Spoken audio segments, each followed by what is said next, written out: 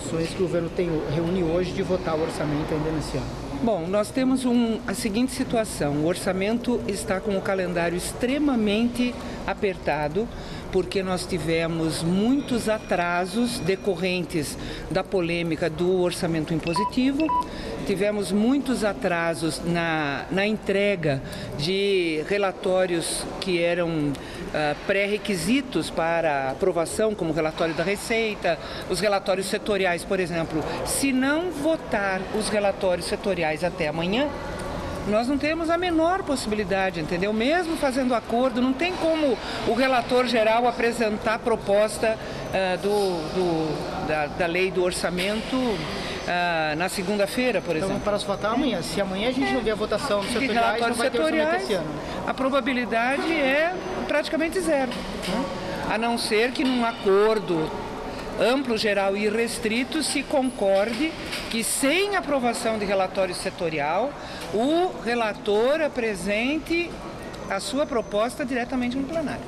Assim, que não entende por que os parlamentares estão reclamando da redução do orçamento, por que foi tratado nessa reunião de ontem, com a ministra Miriam, na presença de alguns líderes? Não. Dito a eles que não tem mais emendas. O que nós tratamos ontem o objetivo da reunião ontem era construir um calendário que permitisse votar o orçamento.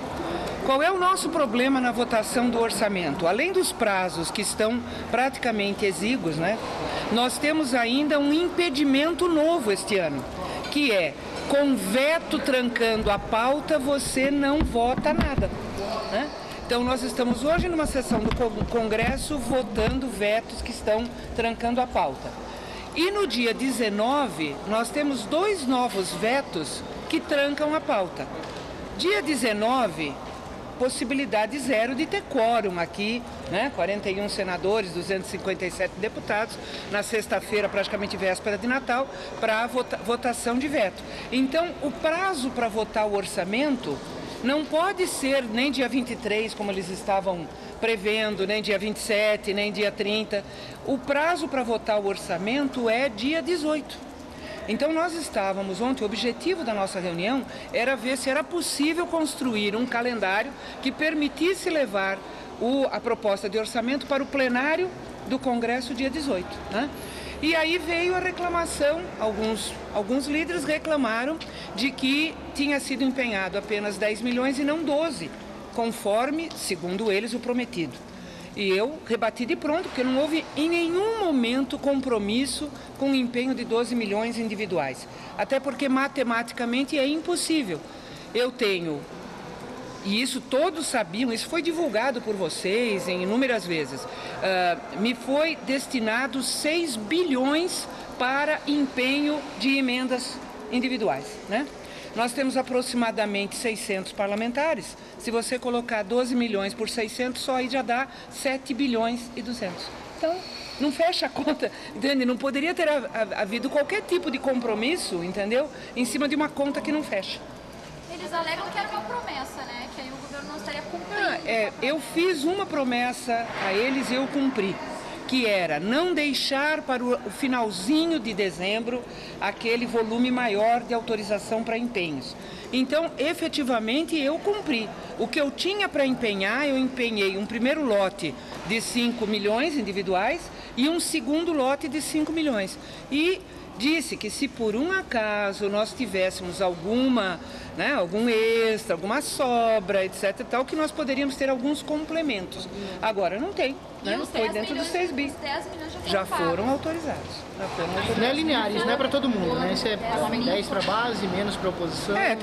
E como tem também, por exemplo, a CMO, todos da CMO, e aí não tem diferença entre base e oposição, estão com 12 milhões autorizados para empenho. Esses 10 milhões já foram pagos, ministra? Já foram autorizados o empenho. Agora, cada ministério tem a efetivação do empenho, que aí depende do documento, depende, né, daquela... Você falou da CMO? A CMO, os membros efetivos da CMO, independente de ser oposição ou base, é 12 milhões já autorizados. Mas ministra, então se fora hoje, ministra, foi liberado? Aí foi a metade. Foi metade, sim. Metade, sim.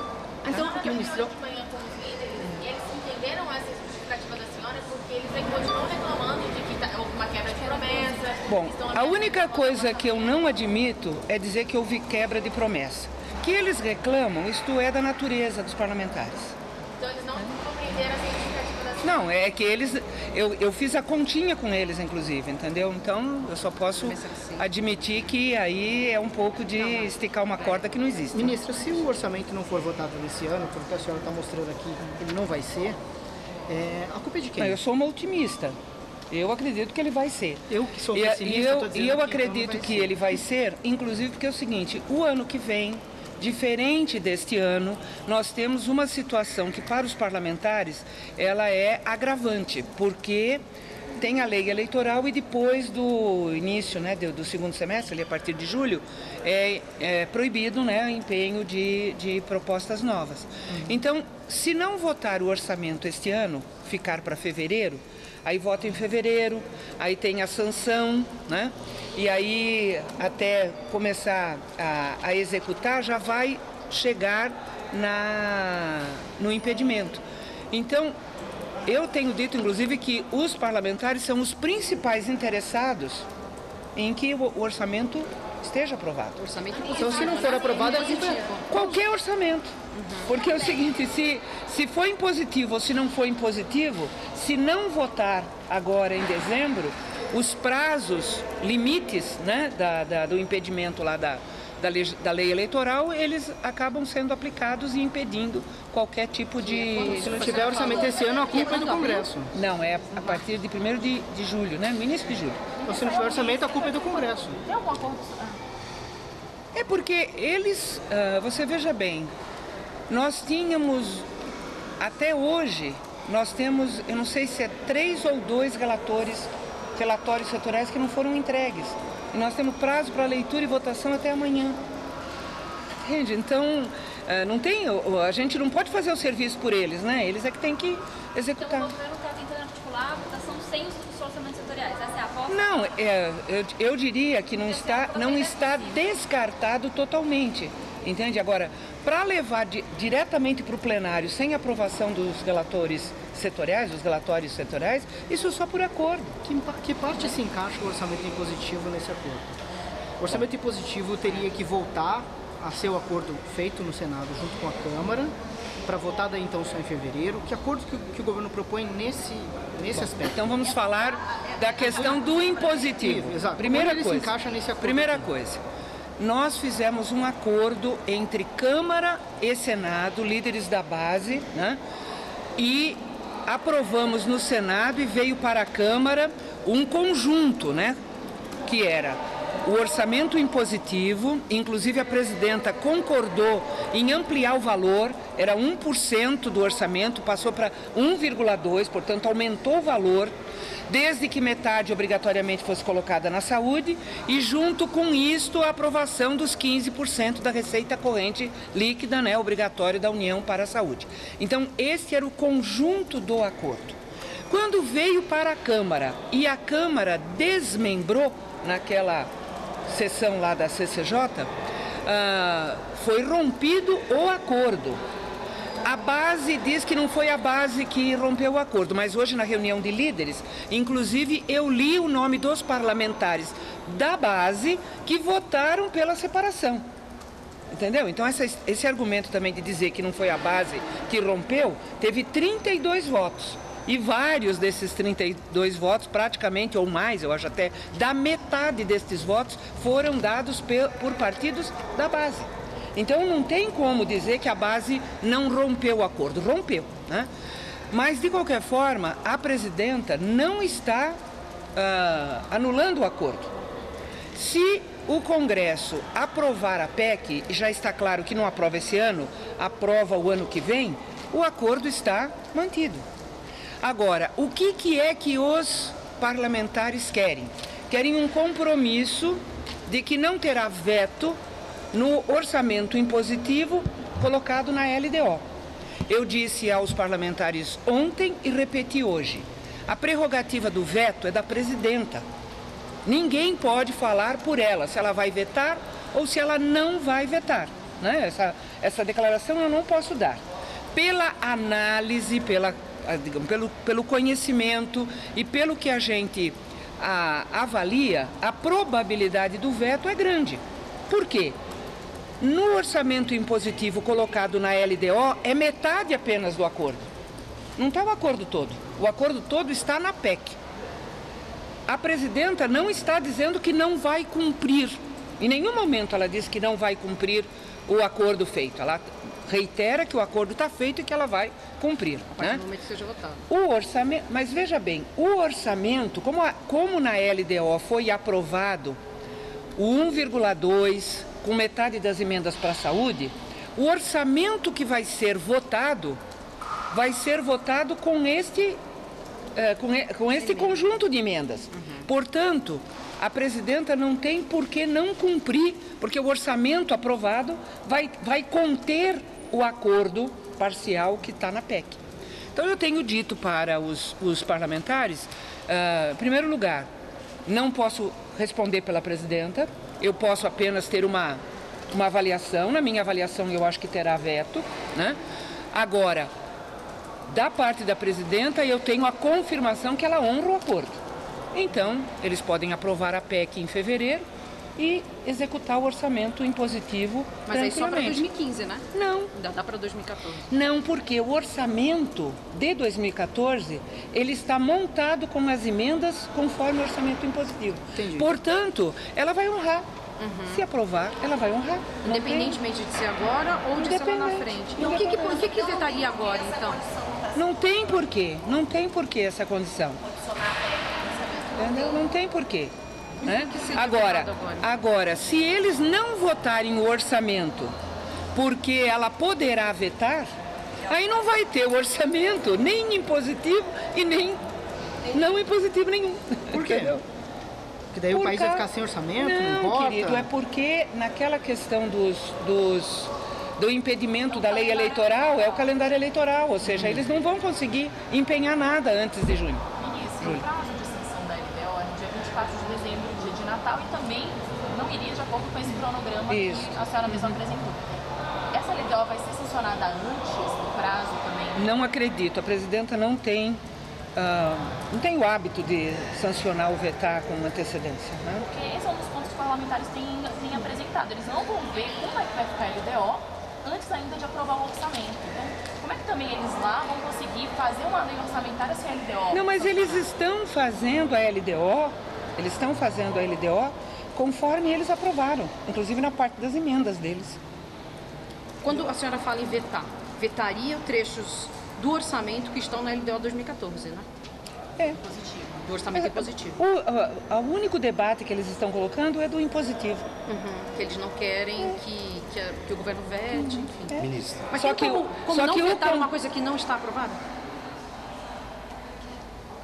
Vetar uma coisa? Não, tem como vetar, desculpa, tem como ela aprovar uma coisa que não está vetada lá, que não está aprovada no Congresso? Digo, o LDO 2014 consta o orçamento impositivo. Ele não foi aprovado lá. Não foi aprovado. Agora, você veja bem, a peça orçamentária, ela está sendo construída como se o impositivo Tivesse existisse, certo? Sim. Então, se ela vetar e eles aprovam a PEC, está tudo resolvido. Se ela vetar, né, o orçamento está construído no impositivo, então ela pode executar como impositivo. Entende? Não precisa ser obrigatoriamente, porque ela está com o compromisso. Né? Agora, eles precisam honrar a parte deles. A parte deles foi votar a PEC. Ela não está, inclusive, condicionando votar antes a PEC. Né? Não está, ela está aguardando. Ela tem problema de votar a PEC em fevereiro. Agora, ministro, o orçamento, ano passado, o governo aceitou, negociou com o Congresso para deixar o orçamento para 2013.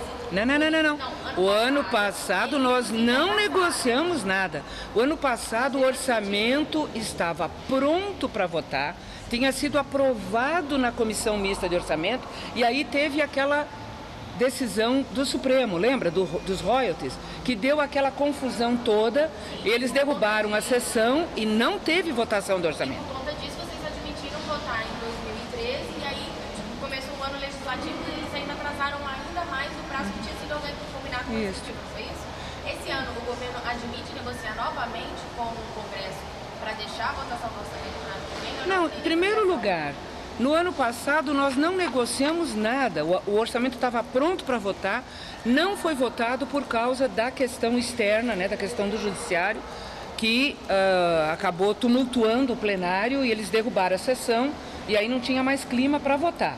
E nós votamos o orçamento no ano seguinte, né, esse ano, conforme o cronograma deles, né? Então não teve negociação nem para ser na data A, na data B, foi consequência. Este ano nós temos o mesmo entendimento, nós queremos votar o orçamento. Agora, quem vota o orçamento não é o executivo, quem vota o orçamento são os parlamentares. Então eles têm que apresentar os relatórios, eles têm que votar, entendeu? Eles têm que apreciar. E este ano nós temos um problema que nós não tínhamos o ano passado, que é a questão da sessão com pauta trancada do Congresso. O ano passado nós não tínhamos isso. Este ano nós temos. Por exemplo, se a gente quisesse, estivesse com o orçamento pronto para votar ontem, nós não poderíamos ter votado, porque teria que primeiro derrubar os vetos que eles estão hoje, inclusive, de forma, né, nova, votando, inclusive, aberto. Tá? Se deixar para votar, como o presidente da comissão mista, o Lobão, né, o senador Lobão, queria, que ele queria, no calendário dele era dia 23. Aí nós ponderamos, não dá, porque dia 23 já tem veto que tranca a pauta dia 19. Então só tem a janela entre o dia 10 e o dia 18. E a senhora acha que é possível haver um entendimento, um acordo para votar esse Se eles quiserem ter orçamento para o ano que vem, eles têm que se adaptar ao calendário, porque, veja bem, nada disto foi provocado pelo Executivo. Tá? Eu acho que é importante também deixar isso, né? Foi exigência deles ter calendário para apreciar mensalmente o veto, foi exigência deles, entendeu? Ter a obrigatoriedade de pauta trancada, né? Foi exigência, inclusive, de não antecipar, porque uma das coisas, por exemplo, que foi aventada, de pegar os vetos do dia 19 e trazer para o dia 10, para a gente poder não ter, tá? Só que quando os líderes da Câmara estiveram com o presidente Renan, eles impuseram esta questão, que para poder dar divulgação e deixar correr o debate a respeito dos vetos, só pode colocar na pauta veto que já tenha trancado a pauta. Você não pode antecipar. Entendeu? Então, assim, foram todas as condições que eles foram criando no Congresso, que tinha, né, um viés de fortalecer o Congresso, só que fortalece, mas também amarra, né? Também dificulta. Tem algum impacto fiscal o fato de deixar de votar agora e ficar para fevereiro o orçamento? Eu acredito que não, porque nós temos a questão do 12º, né? E este ano, diferente, né, do ano passado...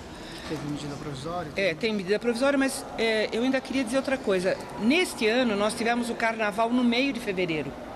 Então, não deu para votar o orçamento no mês de fevereiro, certo? No ano que vem, nós temos uma coisa que facilita. O Carnaval é na primeira semana de março. Então, nós teríamos as 4 semanas de fevereiro para poder votar o orçamento. Então, Do eu jeito que acho o senhor que... está colocando aqui, parece que o orçamento é muito mais importante para os parlamentares do que para o Executivo. Não. Porque, afinal de O contas, orçamento, se eles quiserem um orçamento, Jefferson, eles que... o orçamento é importante para o país. Eu acho que ninguém aqui está trabalhando na hipótese de não ter o orçamento votado. Se não fosse assim, a gente não estaria com todo o empenho de fazer reunião, né, buscar alternativa, criar condições para poder votar. Agora, volto a dizer, o Executivo não vota o orçamento, quem vota são os parlamentares, então tem que ter também da parte deles a disposição de construir, né, O que o as Executivo condições. pode fazer para construir condições para votar nessa próxima semana? Tem alguma coisa que o senhor acha que dependa do Executivo a partir de agora? Eu não consigo vislumbrar, Jefferson. Tudo um trabalho que eles têm que Eles construir têm lá, que fazer. os acordos que eles têm que fazer. Eles têm que fazer. A senhora não tem mais muita margem de manobra. Não, inclusive porque o que era antes, digamos, usual, que seria deixar alguns empenhos, algumas, né, digamos assim, né, fatos novos, entende, na história dos empenhos, o meu compromisso com eles foi exatamente o contrário. Por ser o ano que vem um ano eleitoral, nós não deixaríamos o empenho para os últimos dias, porque nos últimos dias é mais difícil, os ministérios estão acumulados, aí aparece problema de um documento, já não empenha, não tem, muitas vezes acontece aquela emenda para aquele município não tem viabilidade, o parlamentar pode trocar, entende, para um outro município. Se você deixa tudo para a reta final, não é possível fazer. Hoje não existe mais você não tem nem mecanismo de incentivo mais. Não, porque é aquilo que eu disse, os 6 bilhões que me foram destinados para a questão das emendas, eu já fiz a autorização. Estou achando que a senhora jogou a toalha, hein, ministra? Para cancelar o desmembramento, para juntar as duas partes da PEC, o líder primário falou isso agora. Tem o seguinte, amanhã tem uma reunião da Comissão de Constituição e Justiça, o presidente da comissão está designando o mesmo relator para as duas PECs e, pela informação que eu tenho, este relator, que vai ser relator das duas PECs, vai apresentar a admissibilidade e a proposta de juntar. Quem vai ser, hein? Eu acho que é o Odair, mas não tenho bem certeza. Era bom. Eu acho que é o deputado Odair Cunha, mas não tenho bem certeza. É bom vocês confirmarem com o deputado mas isso Décio Lima. também levaria para criar a comissão. Mas a comissão tem que cumprir todos os prazos. Não é mais uma coisa para esse ano, efetivamente. Não, mas assim, a questão da PEC, ela já está absorvida pelo governo. Ela já está absorvida. Já está absorvida no sentido de que este ano não tem mais condição.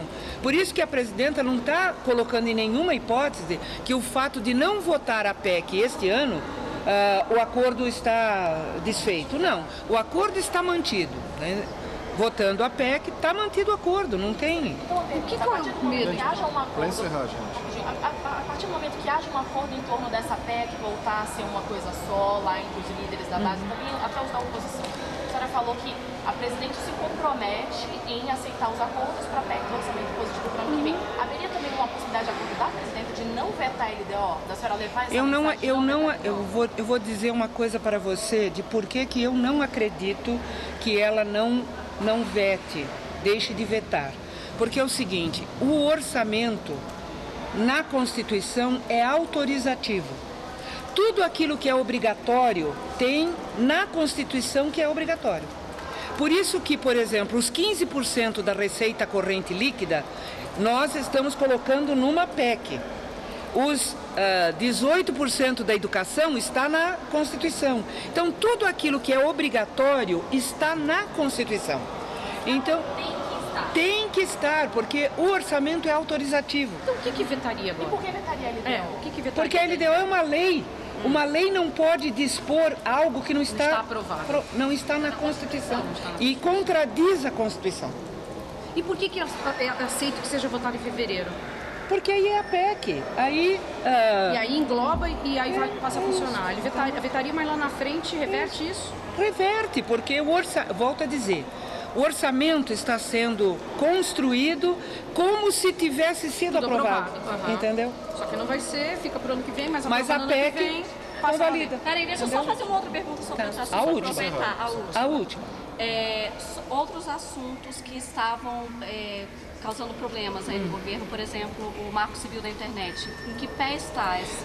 Olha, nós fizemos reunião, o relator fez reunião com todas as bancadas, com exceção do PMDB. O PMDB não quis fazer reunião com o relator, disse que tinha uma posição, né, que não abriria mão.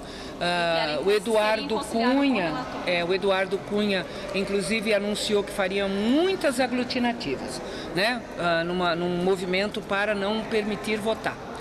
Nós buscamos uma posição de tentar conversar com o Eduardo Cunha.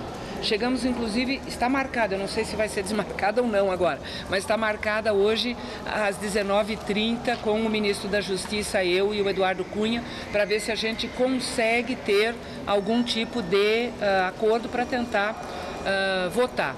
Porque, da parte da presidenta, politicamente é inviável retirar a urgência, né? Porque esse foi um tema profundamente debatido, né? E acho que é importante que seja votado.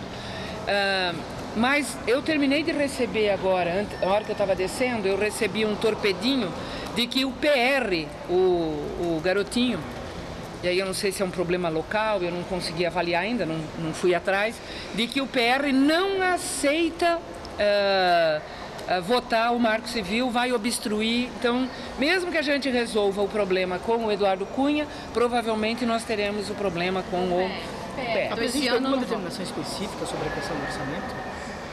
Ela quer que vote. É isso. Tá bom? Então esse ano não vota Marco Civil. Não, eles têm outras pautas, né? Que eles...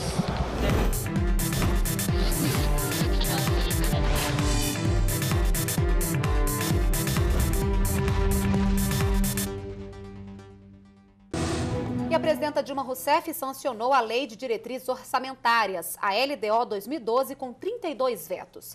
A lei estabelece as diretrizes, prioridades de gastos, as normas e parâmetros que devem orientar a elaboração do projeto de lei do orçamento, que deve ser encaminhado ao Congresso Nacional até 31 de agosto. A sanção foi publicada hoje no Diário Oficial da União.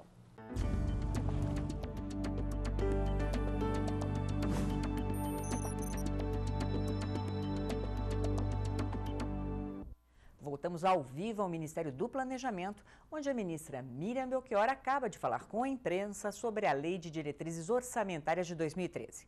O repórter Adilson Mastelari tem as informações.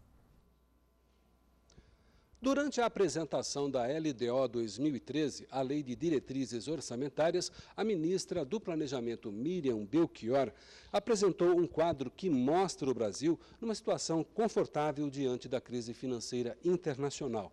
E, segundo ela, graças a várias medidas aí adotadas pelo governo, como a diversificação de países parceiros comerciais, principalmente os da África, da Ásia e também da América Latina e do Caribe.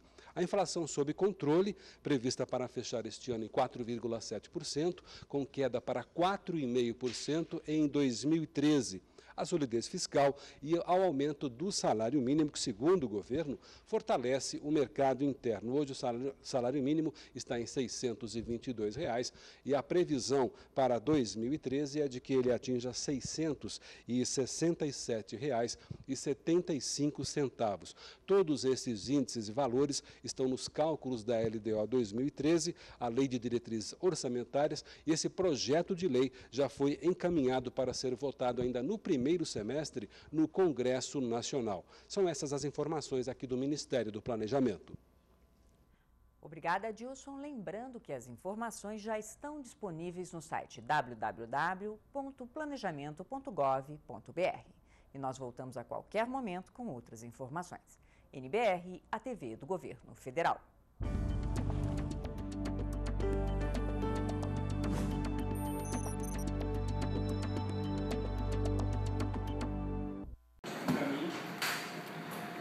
A criação do espaço do Portal e Democracia, do Fórum, para a participação da sociedade no debate da lei orçamentária, é mais um passo que o Congresso Nacional está dando no sentido de criar mecanismos efetivos de interação e participação popular no processo legislativo. Agora, discutindo a lei mais importante, a lei orçamentária do país. E além de apresentar uma sugestão, uma ideia, uma proposta, você também poderá participar do debate, no fórum, debatendo com outras pessoas e interagindo nas audiências públicas com ministros, com representantes de diferentes órgãos que estarão aqui conosco fazendo essa construção. No dia 30, a ministra Miriam Belchior, a ministra do Planejamento, estará na Câmara. E nós vamos aproveitar as contribuições que surgirem no fórum e fazer essas perguntas diretamente a ela. Faça também a sua participação, traga as suas ideias, as suas sugestões e vamos transformar esse protagonismo numa forma diferente de construir as leis no nosso país.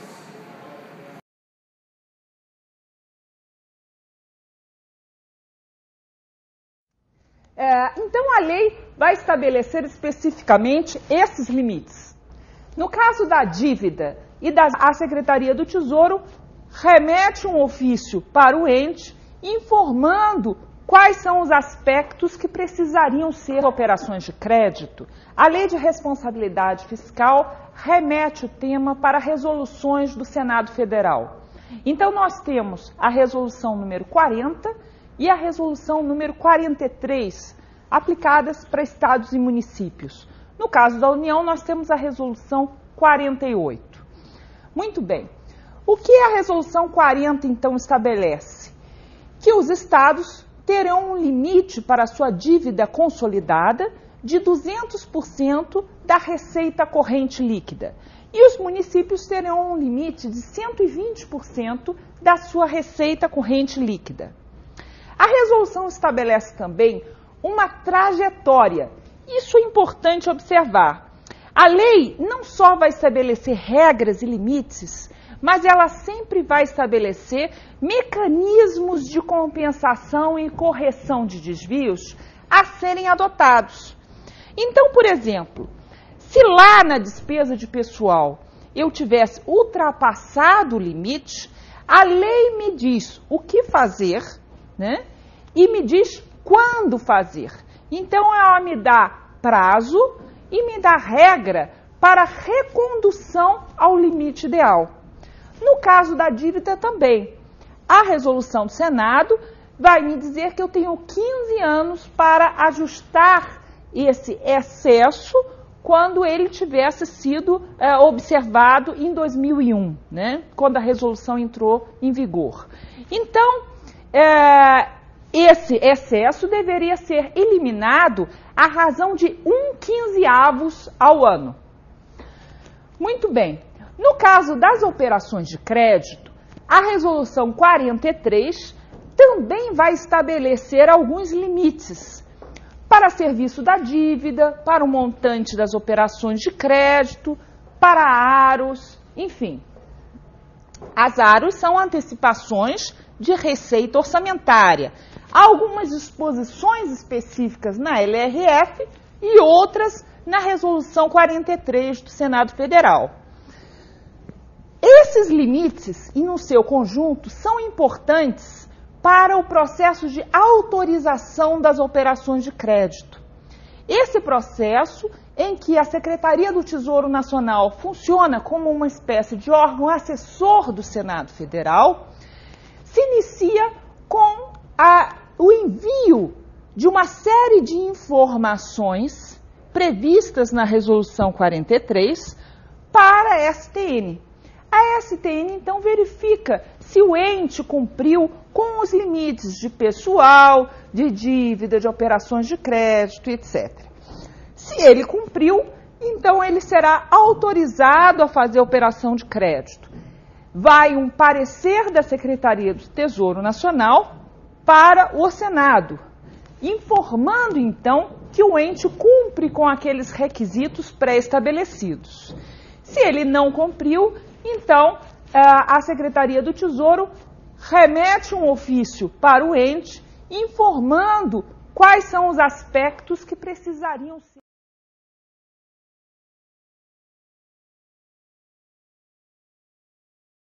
Oi, pessoal. Eu estou aqui hoje para conversar um pouquinho com vocês sobre a Lei de Responsabilidade Fiscal do Brasil. A nossa Lei de Responsabilidade Fiscal tem uma base constitucional. Foi a Constituição Federal de 1988 que determinou que uma lei complementar deveria fixar os princípios norteadores de finanças públicas no Brasil. E essa lei complementar, prevista no artigo 163, é a Lei de Responsabilidade Fiscal. A nossa LRF foi concebida com base num diagnóstico fiscal. Naquela ocasião, havia déficits imoderados e reiterados em todos os níveis de governo, assim também dívida bastante elevada em todos os níveis de governo e gastos com pessoal.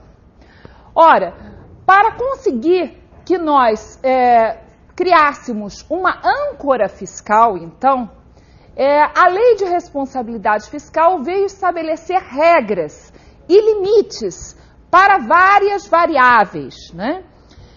A Lei de Responsabilidade Fiscal começa, na sua lógica, com o planejamento.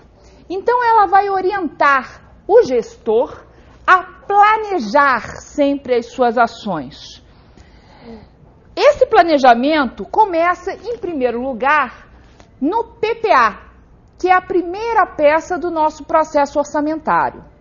Então, cada ente da federação deve elaborar o seu PPA que será composto por programas, e esses programas divididos em ações, né, para cumprir determinado objetivo, que seja de resolver um problema da administração pública.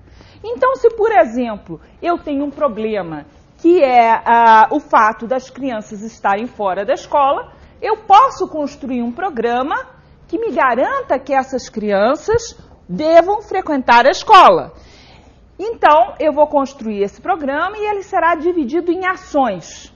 As ações vão me indicar quantas escolas eu vou construir, quantos professores eu vou contratar, quantas unidades de merenda escolar, de material didático e assim por diante.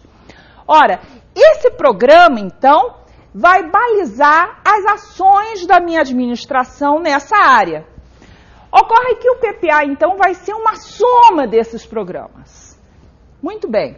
Depois de elaborado o PPA, o ente da federação deve elaborar a sua LDO, a sua Lei de Diretrizes Orçamentárias. Essa Lei de Diretrizes Orçamentárias, constitucionalmente, é a peça que norteia a elaboração dos orçamentos.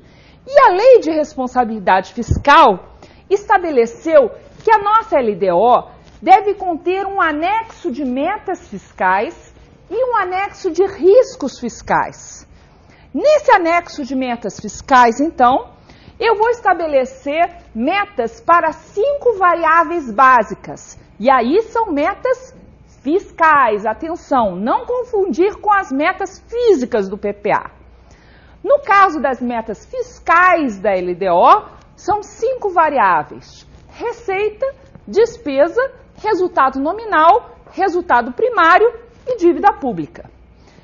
O ente, então, vai estabelecer essas metas para quê? Para assegurar o equilíbrio fiscal na condução das finanças públicas, não é?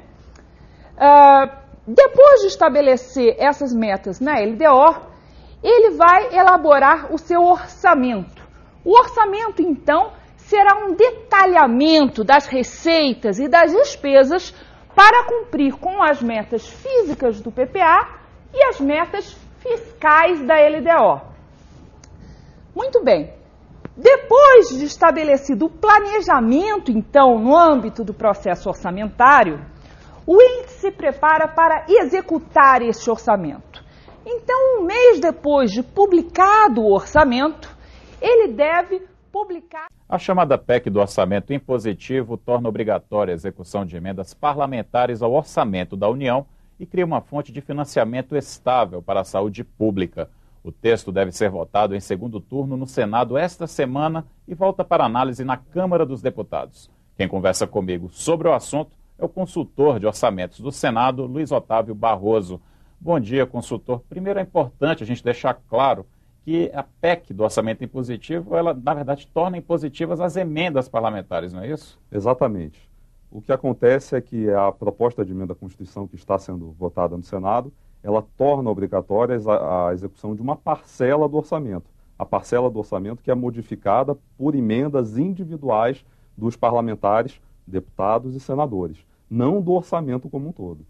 E nesse caso, então, isso vai alterar de alguma maneira a forma como o orçamento é elaborado e debatido aqui no projeto, caso essa PEC se torne lei?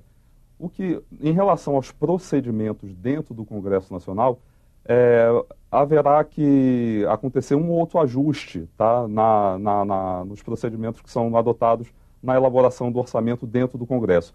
Mas a modificação substancial é na relação entre os parlamentares e o Poder Executivo.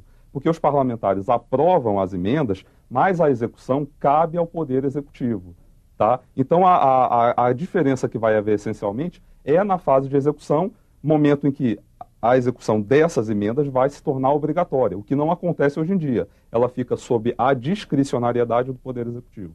Consultor, e que muda de fato, caso essa PEC se torne lei, para estados e municípios?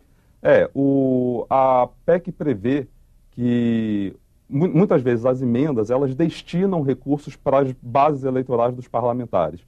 Então, naturalmente, isso já acontece hoje em dia, os parlamentares destinam recursos para os seus estados, para municípios onde eles tenham as suas bases eleitorais. Então, o que vai acontecer é que mais recursos deverão chegar aos estados e municípios, porque a destinação vai ser obrigatória. Tá? E outro ponto é o seguinte, em relação ao processo legislativo, a concepção do processo legislativo de elaboração do orçamento, a concepção pensada pela Constituição é voltada para a União, mas ela é observada também por estados e municípios. Então, o que deve acontecer é que a obrigatoriedade de execução de emendas parlamentares também deve passar a valer não só para a União, mas também para os orçamentos locais, dos orçamentos de cada estado, para o orçamento de cada município. Consultor, tem também uma emenda que está sendo discutida, uma emenda à PEC, que destina mais recursos para a saúde. Essa emenda não tem tanto consenso, mas eu queria que você explicasse como é que funciona caso ela também seja aprovada. Essa emenda, ela propõe uma elevação dos recursos para a saúde. Hoje, no âmbito da União, esses recursos, a destinação mínima, né, fixada, é determinada pela Constituição e fixada em lei complementar. Isso implicaria, de acordo com as regras atuais, uma despesa de cerca de 90 bilhões de reais em 2014. Com essa alteração, tá, da proposta por essa emenda, esses valores devem chegar em 2014 a casa de 110 bilhões de reais. Para 2018, é estimado que, com a regra atual, esses valores fiquem em 125 bilhões de reais, com a modificação proposta, possam chegar até 175 bilhões de reais. Muito obrigado pela entrevista, consultor de orçamentos do Senado, Luiz Otávio Barroso. Eu que agradeço. E a Lei de Diretrizes Orçamentárias, a LDO, prevê para o ano que vem o valor do salário mínimo em R$ 667,75. A lei, sancionada na última sexta-feira pela presidenta Dilma Rousseff, orienta o investimento para 2013 do governo federal. A LDO manteve a previsão de reajuste do salário mínimo dos atuais R$ 622 para R$ 667,75 a partir do ano que vem, um aumento de 7,35%. A lei orçamentária de 2013 também traz as projeções de crescimento, câmbio e inflação. É ela que orienta os gastos e investimentos do governo federal em todas as áreas. São metas e prioridades da administração pública que vão fazer parte do orçamento da União. A LDO, aprovada no Congresso e sancionada pela presidenta Dilma Rousseff, estabelece superávit primário de 155 bilhões e 850 milhões de reais. A estimativa de crescimento do Produto Interno Bruto, o PIB, que é a soma das riquezas do país, ficou na ordem de 5,5%, acima da estimativa para este ano, que é de 4% de expansão. Para a inflação, a estimativa na LDO é de 4,5% por ano, no período de 2013 a 2015. A projeção tem por base o Índice Nacional de Preços ao Consumidor Amplo, IPCA. E entre os investimentos prioritários para 2013 estão o Programa de Aceleração do Crescimento, PAC, e o Plano Brasil Sem Miséria.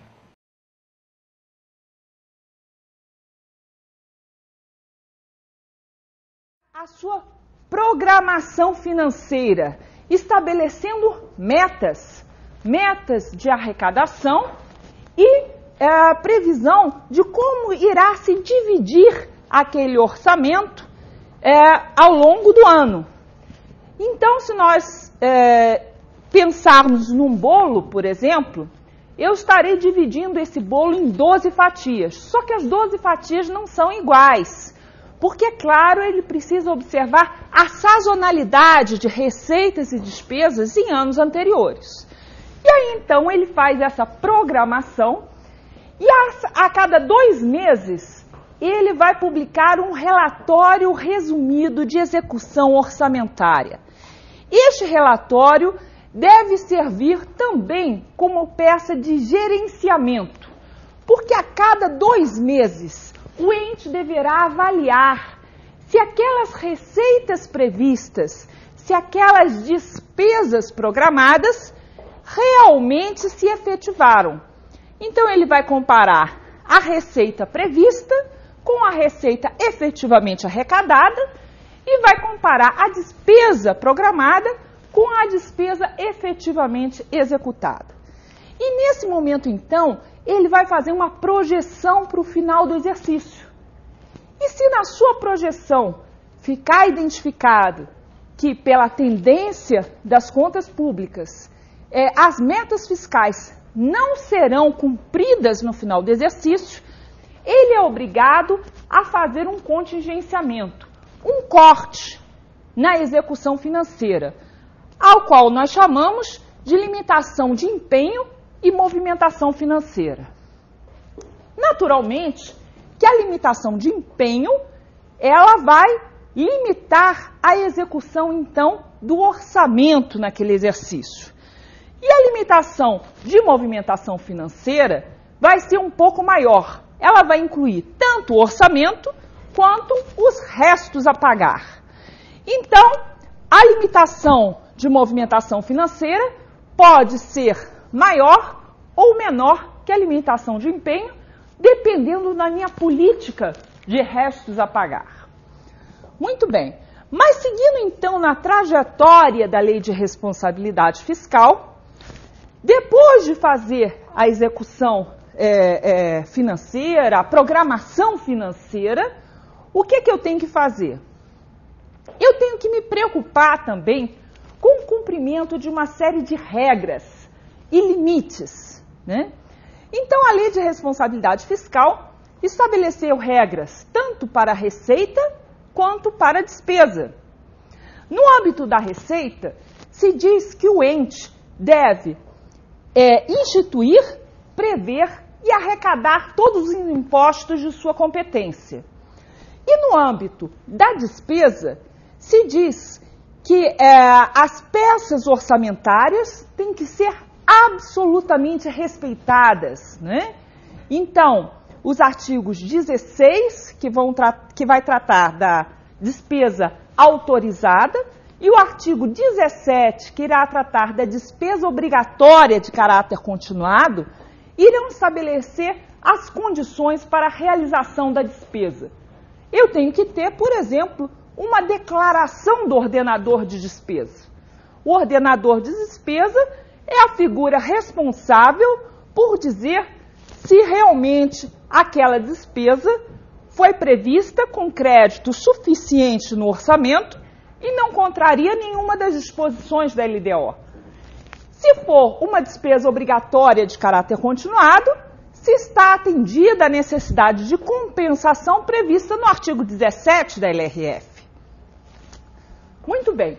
Depois disso, é lógico que o ente vai seguir a sua trajetória normal, a sua ordem orçamentária e financeira. Então, ele vai licitar, ele vai empenhar, contratar, liquidar e pagar. Essa ordem é importante porque ela realmente significa não só um ordenamento jurídico à luz da Constituição Federal, da LRF, da Lei 4.320 e da Lei 8.666, mas também ela significa ordem, no sentido de uma coisa depois da outra. Então, infringe essa ordem quem pula etapas ou quem faz as coisas de trás para frente. Por exemplo, eu não posso iniciar um processo de execução de despesa pelo seu pagamento. Eu tenho que primeiro ter uma autorização orçamentária, passar por todas as etapas que eu descrevi, licitar, se for o caso, empenhar, contratar, liquidar e só então pagar. Eu não posso inverter a ordem e não posso pular etapas, né? Muito bem.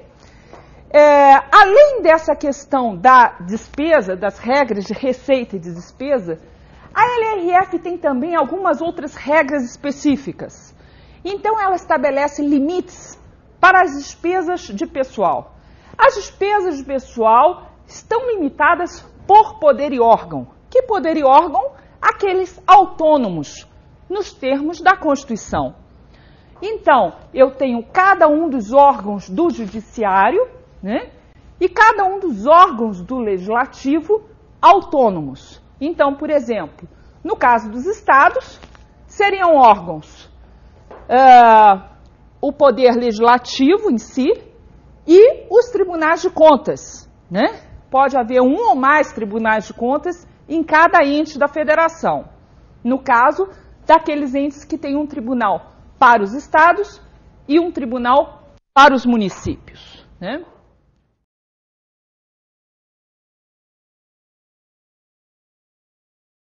observados ainda. Bom, além dos limites de dívida e de operação de crédito, há também um limite de restos a pagar. Esse limite ficou muito conhecido pelos prefeitos, é o artigo 42 da Lei de Responsabilidade Fiscal e é tipicamente uma regra de final de mandato. O que diz o artigo 42? Que é vedado contrair a obrigação de despesa no último ano de mandato, sem que ela seja integralmente cumprida, ou, caso reste parcela dessa despesa a pagar, sem que haja disponibilidade de caixa suficiente para fazer frente a essa despesa. Ou seja, o gestor deve deixar a casa arrumada para o sucessor. Se ele deixar restos a pagar, como o próprio nome já indica, não são restos a orçar, a empenhar, são restos a pagar. E para pagar, ele precisa ter dinheiro. Então, se ele deixar restos a pagar, deve deixar também a disponibilidade de caixa para fazer frente a essa obrigação de despesa. Esta é uma das regras de final de mandato da LRF. A LRF sempre prevê regras mais duras no final de mandato. No caso da despesa de pessoal, por exemplo, é proibido fazer contratações, adotar atos que aumentem a despesa com o pessoal 180 dias antes do final de mandato. Ora, então a gente pode dizer que existem 3 níveis de regras na LRF. Existem as regras gerais, existem regras mais duras no final de mandato e também regras mais flexíveis em situações especiais, como, por exemplo, desaceleração econômica, crise monetária e cambial e etc. Bom, além disso, é preciso observar também que, após os mecanismos de compensação e correção de desvios, a Lei de Responsabilidade Fiscal vai estabelecer uma série de relatórios que deverão ser publicados, inclusive em meios eletrônicos. Esses relatórios compreendem o relatório resumido de execução orçamentária, que deve ser publicado a cada 2 meses, né? 30 dias após o período a que se refere, um relatório bimestral, e o relatório de gestão fiscal. Esse relatório de gestão fiscal é quadrimestral e deve também ser publicado até 30 dias após o quadrimestre a que se refere. Os manuais da Secretaria do Tesouro Nacional, então, trazem os demonstrativos que devem compor o relatório resumido de execução orçamentária e o relatório de gestão fiscal. Esses relatórios devem ser colocados à disposição do público e devem ser também enviados aos tribunais de contas. Os tribunais de contas desempenham um papel importante no que tange à Lei de Responsabilidade Fiscal, porque eles são os órgãos de controle encarregados de verificar se os entes efetivamente cumpriram os limites e as regras previstas pela Lei de Responsabilidade Fiscal. Se os entes não tiverem cumprido e não tiverem adotado aquelas medidas necessárias à recondução aos limites, então, eles estarão sujeitos a restrições institucionais. Essas restrições institucionais correspondem à suspensão de operações de crédito, à suspensão de garantias e à suspensão de transferências voluntárias. Ora, são sempre condições suspensivas. Uma vez comprovado que o ente atende aquelas condições previstas na legislação, esses fluxos são retomados. Além disso, os gestores em si... A chamada PEC do orçamento impositivo torna obrigatória a execução de emendas parlamentares ao orçamento da União e cria uma fonte de financiamento estável para a saúde pública. O texto deve ser votado em segundo turno no Senado esta semana e volta para análise na Câmara dos Deputados. Quem conversa comigo sobre o assunto é o consultor de orçamentos do Senado, Luiz Otávio Barroso. Bom dia, consultor. Primeiro, é importante a gente deixar claro que a PEC do orçamento impositivo, ela, na verdade, torna impositivas as emendas parlamentares, não é isso? Exatamente. O que acontece é que a proposta de emenda à Constituição que está sendo votada no Senado, ela torna obrigatória a execução de uma parcela do orçamento. A parcela do orçamento que é modificada por emendas individuais dos parlamentares, deputados e senadores, não do orçamento como um todo. E nesse caso, então, isso vai alterar de alguma maneira a forma como o orçamento é elaborado e debatido aqui no projeto, caso essa PEC se torne lei? O que, em relação aos procedimentos dentro do Congresso Nacional, haverá que acontecer um ou outro ajuste, tá, nos procedimentos que são adotados na elaboração do orçamento dentro do Congresso. Mas a modificação substancial é na relação entre os parlamentares e o Poder Executivo. Porque os parlamentares aprovam as emendas, mas a execução cabe ao Poder Executivo. Tá? Então, a diferença que vai haver, essencialmente, é na fase de execução, momento em que a execução dessas emendas vai se tornar obrigatória, o que não acontece hoje em dia. Ela fica sob a discricionariedade do Poder Executivo. Consultor, e que muda de fato, caso essa PEC se torne lei, para estados e municípios? A PEC prevê que muitas vezes as emendas, elas destinam recursos para as bases eleitorais dos parlamentares. Então, naturalmente, isso já acontece hoje em dia, os parlamentares destinam recursos para os seus estados, para municípios onde eles tenham as suas bases eleitorais. Então, o que vai acontecer é que mais recursos deverão chegar aos estados e municípios, porque a destinação vai ser obrigatória. Tá? E outro ponto é o seguinte, em relação ao processo legislativo, a concepção do processo legislativo de elaboração do orçamento, a concepção pensada pela Constituição é voltada para a União, mas ela é observada também por estados e municípios. Então, o que deve acontecer é que a obrigatoriedade de execução de emendas parlamentares também deve passar a valer não só para a União, mas também para os orçamentos locais, para os orçamentos de cada estado, para o orçamento de cada município. Consultor, tem também uma emenda que está sendo discutida, uma emenda à PEC, que destina mais recursos para a saúde. Essa emenda não tem tanto consenso, mas eu queria que você explicasse como é que funciona caso ela também seja aprovada. Essa emenda, ela propõe uma elevação dos recursos para a saúde. Hoje, no âmbito da União, esses recursos, a destinação mínima, né, fixada, é determinada pela Constituição e fixada em lei complementar.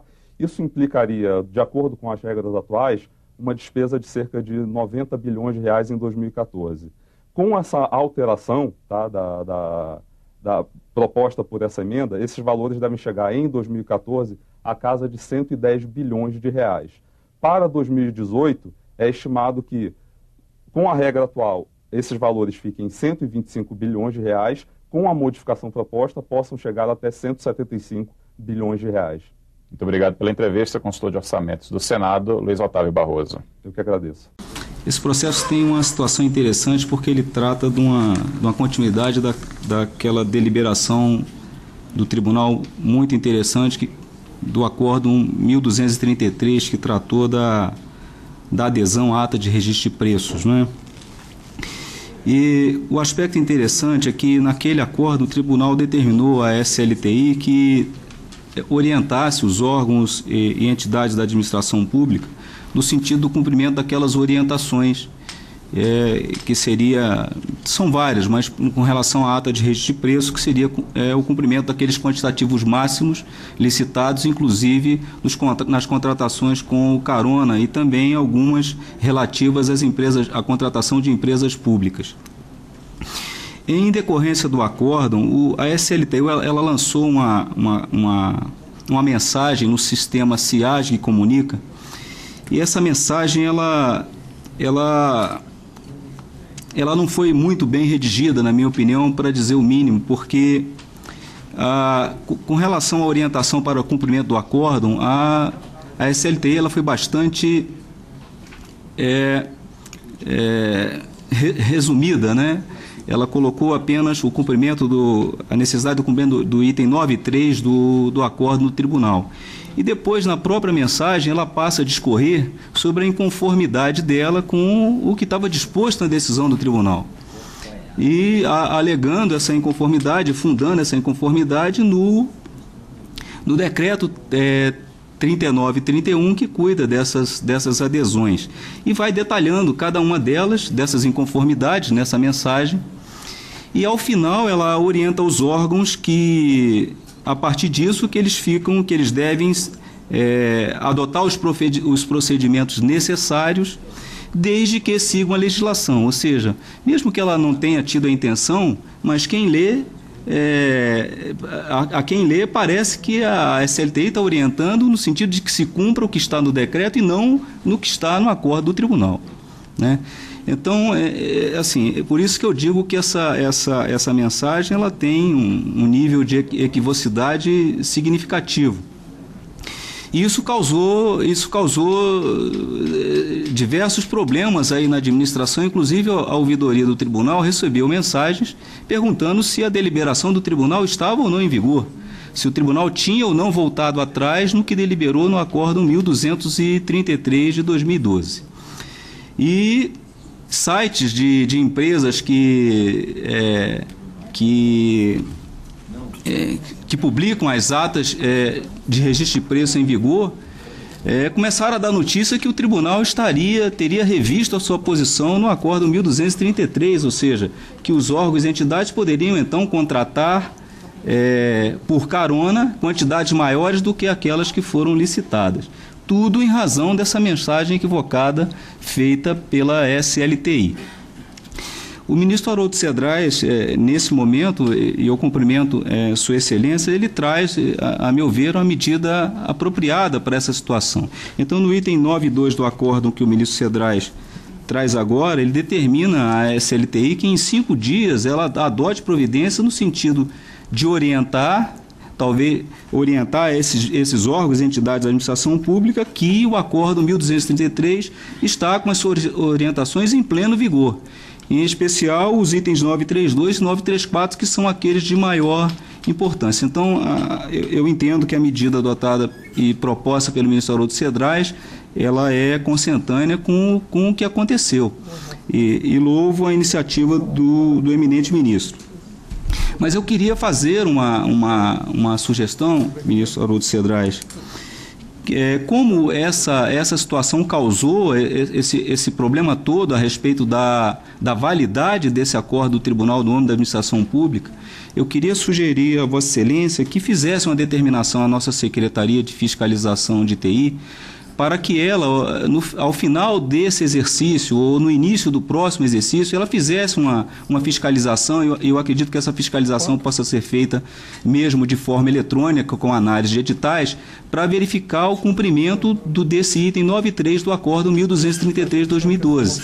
Que ela possa fazer isso por amostragem, para que seja uma fiscalização de tamanho adequado, mas que isso seja feito para se verificar se realmente as novas medidas a serem adotadas pela SLTI vão surtir o efeito necessário de forma que a administração vai passar a colher efetivamente a orientação que está no acordo 1233. Então, eu faria a Vossa Excelência essa sugestão. Muito obrigado, senhor presidente. Senhor presidente, eu quero não só de pronto já acolher a sugestão que muito gentilmente, mais uma vez, me oferece o eminente ministro Augusto Scherman, como também dizer a esse plenário que essa proposta que trago, né, é exatamente nesse sentido e obedecendo os critérios extremamente bem ilustrados aqui, já levantados pelo eminente ministro Scherman, que tem não só uma atenção toda especial com essa área de tecnologia da informação em nossa casa, mas, acima de tudo, exatamente o que fizemos até aqui foi tentando seguir esse trabalho de liderança e de competência que tem feito o ministro Scherman na área de tecnologia da informação para a nossa casa e para o Brasil. Então, eu quero, de fato, agradecer a Sua Excelência pela competência dos esclarecimentos trazidos sobre os detalhes que me motivaram a trazer esses embargos no dia de hoje, e agradeço a Sua Excelência e acolho a sua proposta, para não me alongar muito. Só um minuto. Bem, acho que houve acolhimento. Eu quero também louvar a decisão do ministro Cedrais, que é extraordinária e que é uma ideia simples e cuja latitude é extraordinária, de fixar no edital o limite possível para adesão à ata de registro de empresa a priori. Era algo como o ovo de Colombo, né? E nós temos que, se Vossa Excelência me permite, lutar muito para que isso seja mantido. É quase que uma solução definitiva para essa questão. É muito simples e que eu honestamente nunca tinha pensado e que devemos zelar pela sua manutenção. Eu quero ressaltar aqui, por recomendação de Vossa Excelência, presidente, esse tipo de determinação está sendo ampliada e, eu diria, sendo obedecida em vários outros aspectos da vida da nossa casa e da administração pública no